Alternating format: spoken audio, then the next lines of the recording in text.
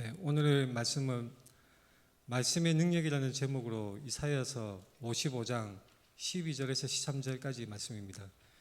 본문이 짧은데 우리가 또박또박 천천히 같이 읽도록 하겠습니다. 너희는 기쁨으로 나아가며 평안히 인도함을 받을 것이요 산들과 언덕들이 너희 앞에서 노래를 바라고 들의 모든 나무가 손뼉을 칠 것이며 잣나무는 가시나무를 대신하여 나며 화석류는 찔레를 대신하여 날 것이라. 이것이 여호와의 기념이 되며 영영한 표징이 되어 끊어지지 아니하리라. 아멘. 우리가 보통 성경을 읽고자 이제 통독 결심을 많이 하죠. 많이 하면 늘 창세기부터 시작을 하면 창세기, 출애굽기, 레위기 딱 거기까지만 읽는 경우가 많이 있습니다.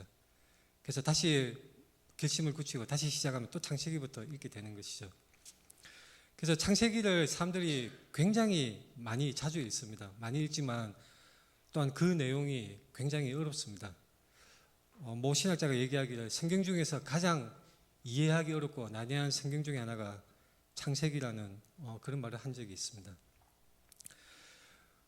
이 내용이 굉장히 어렵지만, 창세기 내용이 어렵지만 그 내용을 통해서 우리가 분명하게 알 수 있는 사실이 있습니다. 바로 인류 최초의 범죄와 타락, 아담과 하와가 에덴 동산에서 선악과 나무 열매를 따먹음으로 인해서 하나님의 명령을 어기고 범죄함으로 인해서 결국 에덴 동산에서 쫓겨난 사건을 우리는 창세기 첫 부분에서 바로 알 수가 있습니다. 아담과 하와의 범죄는 심지어 교회를 다니지 않는 사람도 익히 알고 있는 아주 유명한 사건이고 이야기입니다. 아담과 하와가 에덴 동산에서 범죄함으로 인해서 쫓겨났는데, 이 쫓겨나는 범죄하는 그 단계가 우리가 가만히 살펴볼 필요가 있습니다. 에덴 동산에 이 아담과 하와가 살고 있는데 아주 평화롭게 아무 일 없이 살고 있었는데 뱀이 살며시 다가와서 그 유혹의 말을 하는 것입니다. 그때 뱀이 이제 여자에게, 하와에게 물어봅니다. 우리가 너무나 잘 알고 있는 것이죠. 하나님이 참으로 너희에게 동산 모든 나무의 열매를 먹지 말라 하시느냐? 여자 하와에게 뱀이 질문을 합니다. 그때 하와가 대답하는 이 내용이 이렇습니다. 동산 중앙에 있는 나무의 열매는 하나님의 말씀에 너희는 먹지도 말고 만지지도 말라. 너희가 죽을까 하노라 하셨느니라. 자, 이게 무슨 말일까요? 하와는 전혀 엉뚱한 대답을 한 것입니다. 이 하나님의 명령은 아담에게 주어졌습니다. 2장에 나오는 그 하나님의 명령이, 자, 우리가 분명하게 살펴보면 선악을 알게 하는 나무의 열매는 먹지 말라. 내가 먹는 날에는 반드시 죽으리라. 자, 이것이 하나님의 명령이고 하나님의 말씀인데 아담에게 주어진 말씀입니다. 근데 이 아담에게 주어진 하나님의 말씀을 받을 때에 아담은 이 말씀을 받았지만 하와는 창조되기 전이었습니다. 갈비뼈로 창조되기 전이었기 때문에 아마도 이 말씀을 아담을 통해서 하와는 전해 들었을 것입니다. 자, 우리가 가만히 비교를 해보십시오. 선악을 알게 하는 나무의 열매라고 하나님이 명시적으로 말씀하셨는데 하와는 동산 중앙에 있는 나무의 열매라고 아주 두리뭉실하게 애매모호하게 대답을 합니다. 동산 중앙에 있는 나무는 선악을 알게 하는 나무도 있고 생명나무도 있습니다. 근데 이 하와는 아주 두리뭉실하게 이렇게 대답을 하는 것을 볼 수가 있습니다. 그리고 먹지 말라 이렇게 하나님이 말씀하셨는데 하와는 먹지도 말고 만지지도 말라. 만지지도 말라는 그 자의적인 그런 해석이 추가된 것을 우리가 볼 수가 있습니다.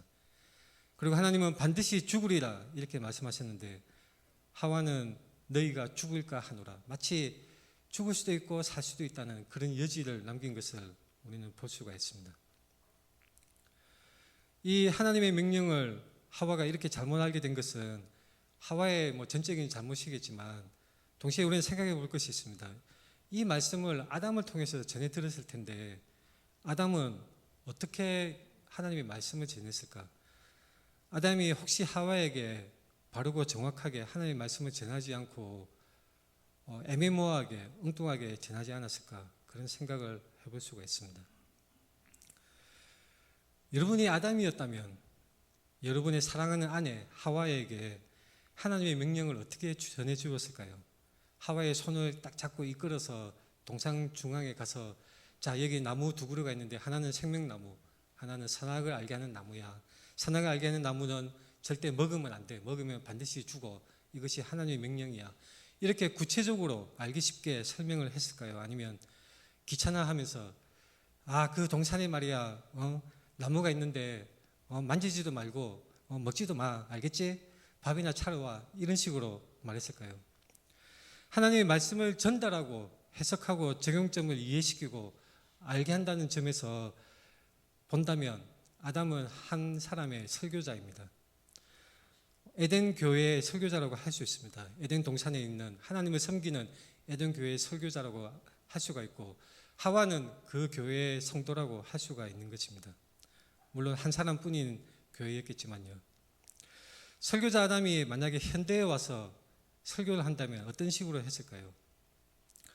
어떤 식으로 설교할 수 있을까요? 아마 우리는 이렇게 상상해 볼 수 있습니다. 사랑의 하나님이 설마 나무 열매 따먹었다고 죽이게 하겠어? 또 어떤 사람은 이렇게 말할 수도 있을 것입니다. 심리학자 누구누구는 이렇게 말했어. 그리고 통계학적으로 볼 때에, 그리고 식물학자가 얘기하기에 나무는 어떤 종류가 있고 어떤 종류가 있고, 이런 식으로 쭉 인문학적인 접근으로, 학문적인 설명으로 그렇게 말을 하는 경우도 있을 것입니다. 어떤 경우에는 이렇게 설교한 사람, 아담도 있을 것입니다. 우선 헌금을 좀 걷자.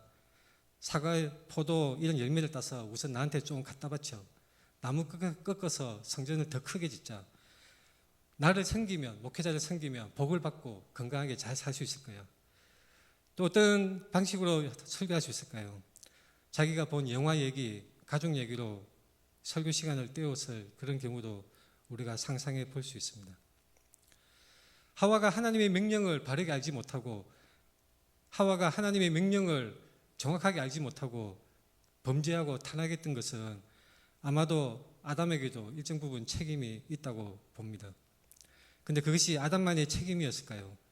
그리고 설교자, 목회자의 책임만이라고 우리가 할 수 있을까요? 그렇지 않습니다.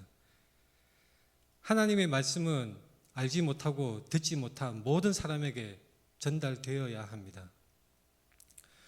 이것은 설교자에게만, 목회자에게만 해당되는 것이 아닙니다. 예수 그리스도를 믿는 우리 모두에게, 저와 여러분에게 해당되는 것입니다. 우리 모든 그리스도인은 하나님의 말씀, 하나님이 어떤 분이신지, 그리고 예수 그리스도가 누구인지, 예수 그리스도가 무엇을 하셨고 우리가 어떻게 하면 구원을 받을 수 있는지, 바로 그것을 우리가 전해야 하는 것입니다. 우리의 삶으로, 우리의 말로, 우리의 행동으로 그 복음을 말하고 전해야 하는 것이 바로 우리의 역할이고 우리의 책임입니다. 한 사람도 예외가 없습니다. 모든 그리스도인들, 믿는 우리들, 저와 여러분 모두가 다 이 역할을 감당해야 되고 바르게 전할 책임이 있는 것입니다. 내 아내가, 내 남편이, 내 부모님, 내 아들, 내 딸, 내 친구가 하나님을 모르고 영원한 사망으로 달려가는 것을 볼 때에 우리가 하나님의 말씀, 생명의 말씀을 분명하고 선명하게 정확하게 전해야 될 책임이 우리에게 있는 것입니다. 사람들은 우리를 통해서 하나님이 어떤 분인지 알게 됩니다. 말로만 하는 것이 아니라 우리의 삶에서 나타나는 우리 삶의 모습으로, 우리의 인생으로, 우리의 삶으로 우리의 신앙을 표현하고 증명하는 것입니다. 아담과 하와의 실패에서 교훈받을 수 있는 것은 무엇입니까? 제가 다시 강조하기 위해서 빨간색으로 띄웠습니다. 바르고 정확하게. 말씀을 말씀대로 바르고 정확하게 전해야 합니다. 어떤 사람은 이렇게 가르치는 사람이 있습니다. 예수를 믿지 않아도 그냥 착하게 살면 돼. 선한 행위를 쌓으면 그 공덕으로 인해서 천국에 갈 수 있고 하나님 앞에 갈 수 있어. 이렇게 단해서 가르치는 목회자도 있습니다. 자, 그것은 매우 잘못 전하는 것이고 결국 그것을 듣는 사람을 망하게 하는 것입니다. 어떤 사람은 단해서 이렇게 전합니다. 예수 믿으면 부자가 돼. 재벌집이야 쉽게 될 수 있지. 말에 건세가 있어. 말로 나는 부자가 될 거야 라고 뱉으면 그것이 이루어지게 돼. 이런 식으로 말의 권세를 가르치는 사람들이 있습니다. 자, 이것도 잘못되고 비틀어진 잘못된 복음입니다. 이단 사이비들이 왜 이단 사이비들인가요? 하나님의 말씀을 말씀대로 알지 않고 말씀대로 가르치지 않고 하나님 말씀을 비틀고 왜곡하고 그릇되고 알고 전하기 때문입니다. 하나님의 말씀을 전하고 하나님이 어떤 분인가를 알리고 전하는 것은 아담에게만 해당되는 것이 아닙니다. 그리고 목회자에게만, 목사에게만, 전도사에게만 해당되는 것이 아닙니다. 주일학교 선생이나 성경교사에게만 해당되는 것이 절대 아닌 것입니다. 누구의 책임입니까? 우리 주위에 있는 이 모든 사람들, 우리의 가족들과 우리 이웃들, 이 사람들에게 있어서 하나님의 말씀을 바르게 전해야 될 것은 누구의 책임입니까? 바로 우리입니다. 우리, 저와 여러분들. 그리스도를 먼저 알고 믿는 우리 모든 그리스도인이 그 책임을 지고 있고 그 역할을 해야 되는 것입니다. 안타깝게도 아담과 하와는 실패했습니다. 아주 처절하게 실패했죠.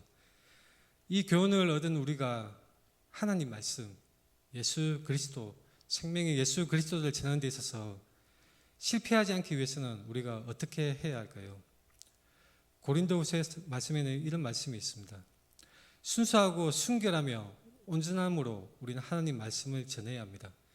하나님 앞에서 코람데오의 신앙으로 하나님 앞에서 우리가 살아가는 그 신실하고 진실하고 순수한 마음으로 그리스도 안에서 우리는 말해야 하는 것입니다.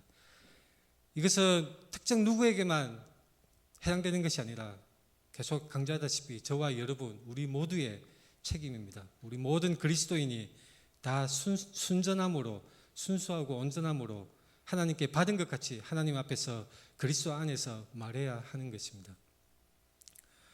아담과 하와는 아주 안타깝게 실패를 하고 그 결과로 하나님의 그 저주를 받았습니다. 바로 땅이 가시덤불과 은근키를 내게 되는 그런 저주를 받았습니다. 아담이 이 저주를 받았는데 이 가시덤불과 은근키는 아담의 후손인 우리에게도 여전히 나타납니다. 우리 인생에 가시덤불과 은근키가 여전히 있습니다.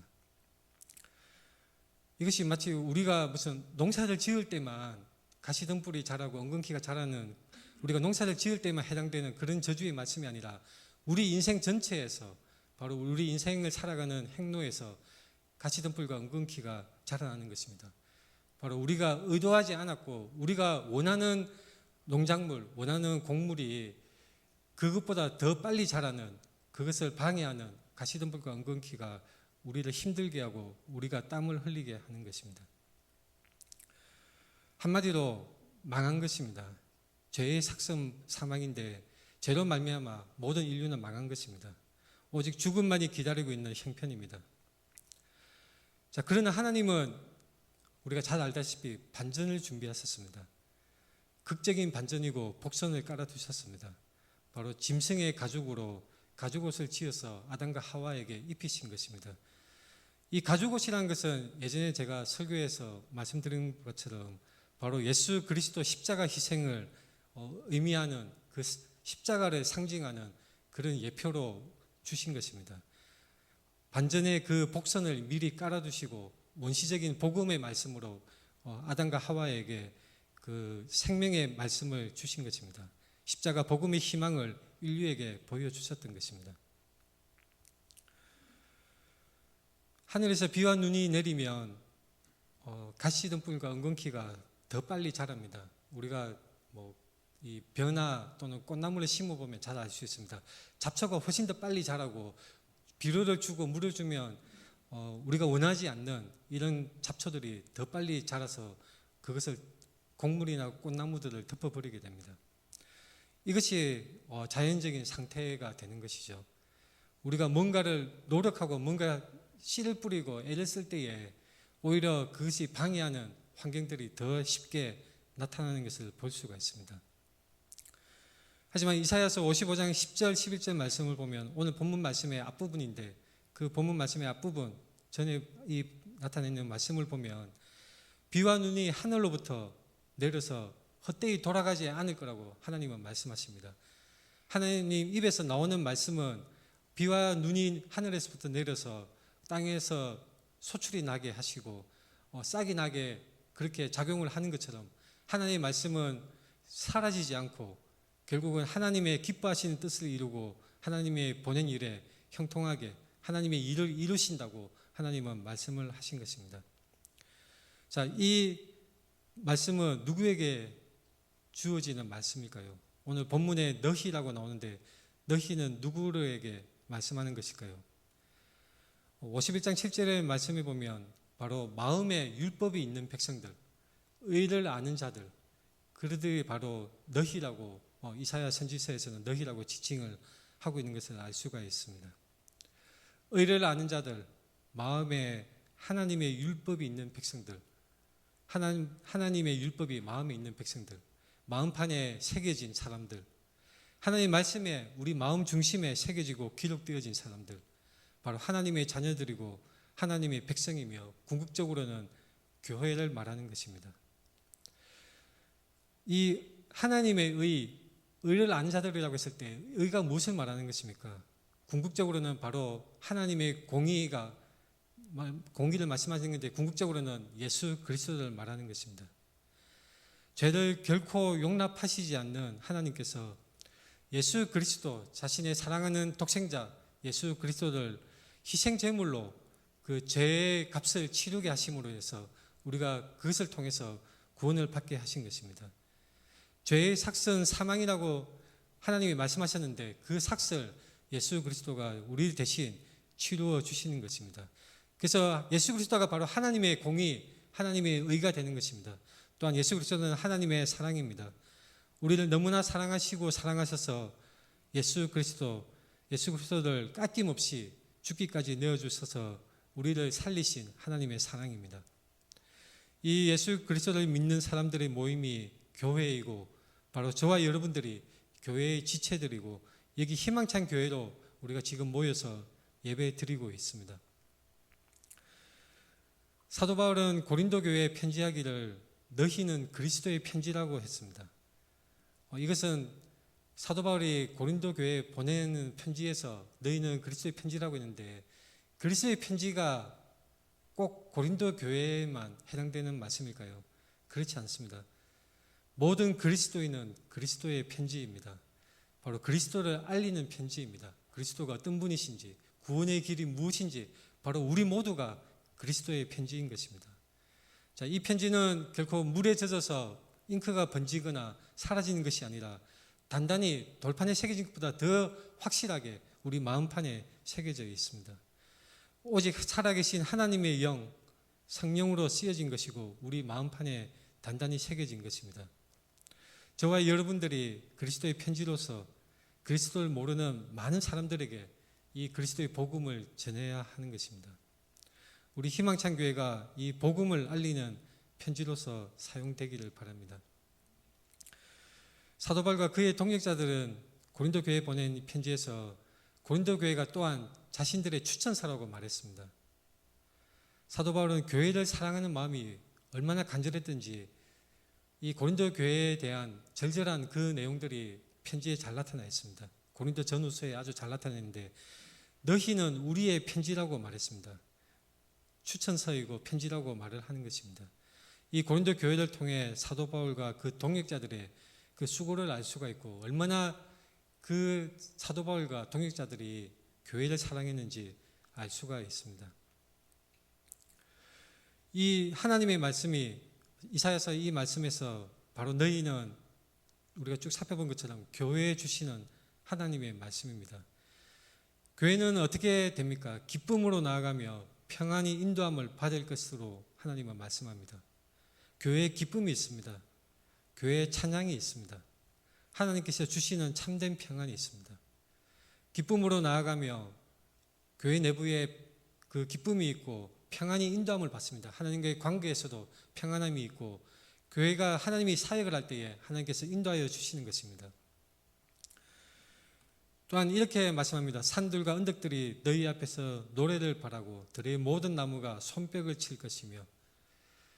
자, 어떤 사람들은 이 부분을 가지고 마치 정말로 산들과 언덕들이 입이 생겨서 막 노래하고 나무가 막 움직여서 손뼉을 치고 문자적으로 이렇게 해석하는 것은 잘못 해석하는 것입니다. 이것은 이사야가 시적인 표현으로 시적인 심상으로 이미지를 가지고 말씀을 기록한 것입니다. 산들과 언덕들이 너희 앞에서 노래를 바라고, 자, 이 구절을 볼 때에 우리는 예수님의 경우를 생각해 볼 수 있습니다. 예수님이 예루살렘 성에 입성하실 때에, 나귀를 타시고 들어오실 때에 사람들이 찬송을 합니다. 어떻게 찬송하냐면 호산나 주의 이름으로 오시는 이여, 호산나 하늘에는 평화, 가장 높은 곳에는 영광, 이 찬양을 하는데, 이 찬양의 문구는 어떤 것이냐면 하나님께 드리는 찬양입니다. 하나님을 높이고 하나님께 드리는 찬양인데, 예수 그리스도가 예루살렘 성에 들어오실 때 이 찬양을 드린다는 것은 바로 예수 그리스도를 찬양을 하는 것이죠. 그래서 바리새인들은 그것이 매우 불편했습니다. 바리새인들은 예수 그리스도가 하나님의 아들이라는 것을 인정하지 않았거든요. 하나님의 아들이심을 바리새인들은 부정했습니다. 그래서 그것이 마음에 불편해서 예수님에게 따졌습니다. 이 사람들을 조용히 해달라고, 책망해달라고 그렇게 예수님께 요청을 했습니다. 그때 예수님의 대답이 이렇습니다. 만일 이 사람들이 침묵하면 돌들이 소리 지르리라. 하나님을 찬양하는 소리, 예수 그리스도를 찬양하는 소리는 온 우주에 울려 퍼질 것입니다. 산들과 언덕들이 노래를 하고 온 우주에 모든 돌들이 다 찬양하는 소리가 영원토록 있을 것입니다. 이 돌들이 소리 지르라, 이 부분은 바로 이사야서의 오늘 본문을 떠올리게 합니다. 산들과 언덕들이 노래를 바라고 들의 모든 나무가 손뼉을 치고 하나님을 찬양하는 이 이미지는 하나님의 백성들이 하나님을 예배하고 기쁨으로 찬양하는 것을 바라보게 합니다. 13절에 잣나무는 가시나무를 대신하여 나며 화석류는 찔레를 대신하여 날 것이라. 이것이 여호와의 기념이 되며 영영한 표징이 되어 끊어지지 아니하리라. 여기서 잣나무가 나오는데, 잣나무는 사이프러스입니다. 사이프러스. 구체적으로 품종을 말하면 이태리 편백나무의 일종이라고 합니다. 제가 사진을 띄웠는데, 자, 가시나무와 찔레는 화살표 왼쪽의 사진입니다. 이런 가시가 아주 줄기에 아주 날카롭게 나 있습니다. 근데 이 가시나무와 찔레가 잣나무는 화살표 오른쪽의 첫 번째 사진입니다. 이 잣나무는 그 성전 예배드리는 성전을 지을 때에 마루를 만드는 데 사용된 나무라고 합니다. 화석류는 화살표 오른쪽의 두 번째 사진입니다. 아주 푸르고 싱싱한 평화로운 그런 모양을 가지고 있습니다. 스가랴서 1장에서는 참고로 이 화석류가 어떻게 등장을 하냐면 여호와의 천사가 화석류 사이에서 서 있다는 그런 표현이 나옵니다. 그래서 하나님의 성전을 연상하게 하고, 그리고 여호와의 천사를 통해서 주시는 하나님의 계시의 말씀을 생각하게 하는 것입니다. 가시와 엉겅퀴, 이 가시나무와 엉겅퀴, 그 찔레, 이 가시나무, 이것들은 바로 창세기 3장에서 우리가 살펴봤던 아담과 하와의 범죄로 인한 그 죄의 결과, 바로 저주를 받은 그 결과물이 결국은 하나님 말씀 안에서 이것이 변화되어서 하나님을 예배하고 하나님을 찬양하는 그런 상징으로 나타나는 것을 우리가 볼 수가 있습니다. 자연 상태로 비와 눈이 내리면 잡초가 훨씬 빨리 자랍니다. 가시나무와 찔레가 더 빨리 자랍니다. 죄의 결과로 저주를 받은 자연 상태로 그것은 아주 당연한 것입니다. 그러나 하나님의 말씀으로, 말씀의 능력으로 변화가 있습니다. 가시나무가 잣나무로, 찔레가 화석류로 대신하여 나게 되는 것입니다. 이것이 여호와의 기념이 되며 영영한 표징이 되어 끊어지지 아니하리라. 여호와의 기념, 이것은 원래 단어의 의미로는 여호와의 이름이 된다는 그런 의미를 가지고 있습니다. 여호와의 이름, 여호와의 기념이 되고 기념비가 된다는 것입니다. 자, 쉽게 말해서 이것은 뭐냐면 바로 이것에 여호와의 명예를 걸었다는 얘기입니다. 하나님의 이름을 걸고 하나님이 이것을 행하시겠다는 약속의 말씀인 것입니다. 창세기 3장의 가시덤불과 엉겅퀴, 죄의 저주가 오늘 본문 말씀에서 보는 것처럼 하나님의 말씀으로 잣나무와 화석류로 풍성하고 포근한 축복의 환경으로 변화하는 것입니다. 바로 이것은 교회를 보호하고 지키신다는 하나님의 약속입니다. 말씀의 능력으로 죄의 저주가 변하여 참된 복과 평안이 됩니다. 말씀의 능력으로 죄인이 변화되어 하나님의 백성, 성도가 됩니다. 말씀의 능력으로 죄인의 무리가 하나님의 기뻐하시는 교회가 됩니다. 말씀의 능력으로 교회가 기쁨으로 나아가며 하나님의 인도함을 받습니다. 말씀의 능력으로 교회가 예배를 회복하고 찬양을 회복하며 기쁨으로 경배드립니다. 저와 여러분, 우리 인생에 여러 가지 많은 문제가 있습니다.